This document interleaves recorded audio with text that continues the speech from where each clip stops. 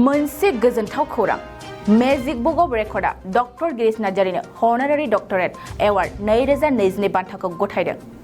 मिथिनाय बादिब्ला magic book of रेकर्डआ हेल्थ केयार आयुर्वेदिक मेडिसिननि फिल्डआव गोनांथार बिहोमा होनो हानायनि थाखाय डक्टर गिरीश नार्जारिनो बे माननि हनारारि डक्टरेट एवार्ड 2022 बान्थाखौ गथायदों। मिथिनाय बादिब्ला हारियाना रायजोनिफ्राय बे माननि बान्थाखौ होनायाव बिथां डक्टर गिरीश नार्जारिया गावनि गोजोननायखौ फोरमायदों। बाक्सा जिल्लानि बागानपारा गोजोनफुरि गामिनि डक्टर गिरीश नार्जारिया गावनि गोनांथार बिहोमा होनायनि थाखाय थांनाय 2012 मायथाइयाव इन्टारनेशनेल स्टार मेडेल आजावनो हाखांबाय। थारैनो बिथाङा गावनि नाजानाय आरो रोंग'थिजों बेबादि माननि बान्थाखौ आजावनो हानाया बर' हारिनि थाखाय जोबोद गोग्गाथाव जादों।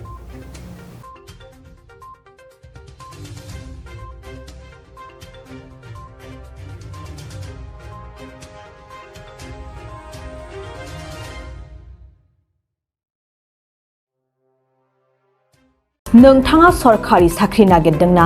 0